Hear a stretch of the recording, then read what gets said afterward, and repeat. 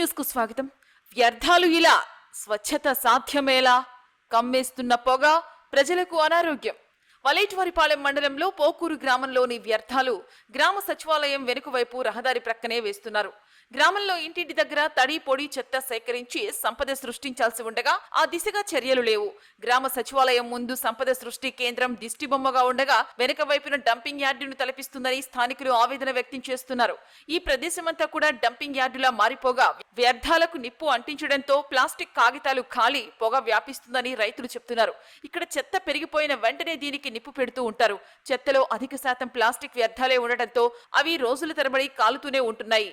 వీటి నుంచి విపరీతంగా పొగ వెలువడుతుండటంతో ఆయా పరిసరాల్లోని ప్రజలు తీవ్ర అసౌకర్యానికి గురవుతున్నారు. ఈ మార్గంలో నడిచే బాటచారులు కూడా అనేక రకాలైన అనారోగ్యాలకు గురవుతున్నారు.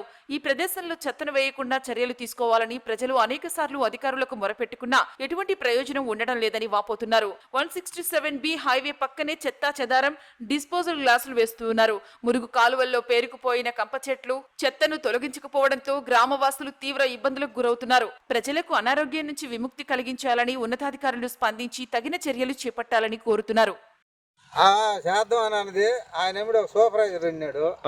ఆయన చెప్తున్నాడు అన్ని ఈ టెంకాయలు కానీ ఇవన్నీ తీసేయకూడదు, తెచ్చిన దుగ్గు మటుకు దాంట్లో వేసి ఏదో ఒకడా ఒరిగేటిది మట్టి బట్టి లేకుండా పొదం ఇవన్నీ వేస్తే బాగుండదు అని చెప్పింది. ఎర్రలు పెట్టమన్నాడు ఆయన కూడా.